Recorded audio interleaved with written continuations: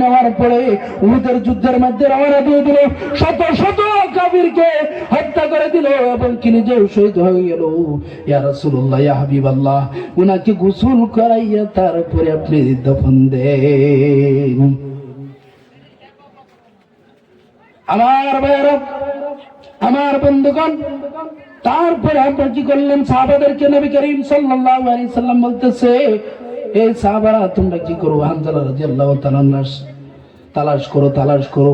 তালাশ করে গিয়ে দেখে হানজালা রাদিয়াল্লাহু তাআলা লাশ পড়ে আছে, পড়ে আছে, আর তার মাথা থেকে চুলের দিকে পানি বাহির হইতে আছে, টপ টপ করে পড়তে আছে। সাহাবারা বুঝতে পারলেন না। নবী করিম সাল্লাল্লাহু আলাইহি ওয়াসাল্লাম কি বলতেছে, ইয়া রাসূলুল্লাহ, ইয়া হাবিবাল্লাহ, আমরা তো কিছুই বুঝলাম না যে হানজালা রাদিয়াল্লাহু তাআলা নূর মাথার দিকে পানি টপ টপ টপ টপ করে পড়তে আছে। ইয়া রাসূলুল্লাহ, ইয়া হাবিবাল্লাহ, আপনি বলেন তো দেখি কি হয়েছে। আপনি একটু বলেন, আপনি তো আল্লাহর রাসূল, আপনি তো আল্লাহর দোস্ত, আপনি একটু বলেন। রাসূলুল্লাহ সাল্লাল্লাহু আলাইহি ওয়াসাল্লাম আসমানের দিকে তাকাইয়া বলতেছে, জিবরাইল আসিয়া ওনাকে বলতেছে, ইয়া রাসূলুল্লাহ, আপনি সমস্ত সাহাবাদেরকে শোনায়া দেন, সাহাবাদেরকে শোনায়া দিন, আল্লাহ তাআলা হাউজে কাউসারের পানি দিয়ে হানজালা রাদিয়াল্লাহু তাআলা নুকে দৌত করে জমির মধ্যে রেখে দিয়েছি। সুবহানাল্লাহ। নবীকে ভালোবাসার জন্য জান্নাতের পানি দিয়ে হানজালা রাদিয়াল্লাহু তাআলা নুকে কি করেছে? আপনার দৌত করে জমির মধ্যে রেখে দিয়েছে। নবীর মহব্বত, নবীর মহব্বত আমরা চাই কি চাই না? নবীকে ভালোবাসা চাই কি চাই না? ভালোবাসতে হবে।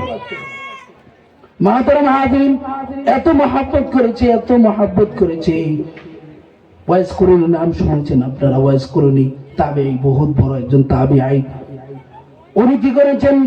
উনি একদিন ঘরের মধ্যে বসে আছে, কে যেন বলতেছে, হে ওয়াইস করুনি, যার ঘরের মধ্যে, তোমার ঘরের মধ্যে বসে বসে, যার জন্য নাকি তুমি দুরূদ শরীফ পড়ো, যার জন্য নাকি তুমি এত প্রেমিক হয়ে গেছো, যার জন্য নাকি তুমি এত ভালোবাসতে আছো, যার জন্য নাকি তুমি পাগল পারা হয়ে গেছো, সে আজকে তার কি হয়েছে?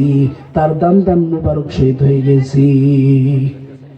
তারপরে বলতেছেন, উনি এই কথা শুনলো, শোনার পরে বলতেছি, নবী করিম সাল্লাল্লাহু আলাইহি সাল্লামের কোন দাঁতটা নাকি দাম দাম মুবারক শহীদ হয়েছে। একটা পাথর নিলেন, পাথর নেওয়ার পরে কি করলেন? এক একটা করে দাঁত, এক একটা করে, এইটা নাকি নবী করিম সাল্লাল্লাহু আলাইহি সাল্লাম দাঁত ভেঙেছে, এইটা নাকি ভেঙেছে, এইটা নাকি ভেঙেছে। এইভাবে ভাবতে ভাবতে ভাবতে ভাবতে 32টা দন্তন ভেঙে ফেললো। হঠাৎ করে মুখ থেকে রক্ত বাইর হলো, বুকটা ফুলে গেল, আর এদিকে বেতায় অস্থির হয়ে গেলেন। অস্থির হয়ে যাওয়ার পরে বেহুশ হয়ে গেলেন। হয়ে যাওয়ার পরে আপনার এই ওয়াইস করুনি কি করলেন? বেহুশ হয়ে যাওয়ার পরে ওয়াইস করুনি কি করলেন? বেহুশ হয়ে গেছে। আর এদিকে স্বপ্নে দেখি নবী করিম সাল্লাল্লাহু আলাইহি ওয়াসাল্লাম এসে গেছে। এসে যাওয়ার পরে নবী করিম সাল্লাল্লাহু আলাইহি ওয়াসাল্লাম বলতেছি, এই ওয়াইস করুনি, যার জন্য তুই নাকি 32টা দন্তন ভেঙে ফেললি, সে তোর ঘরের মধ্যে আসিয়া সে তোর রক্তগুলো মুছে দিতেছি। সুবহানাল্লাহ। নবীর ভালোবাসা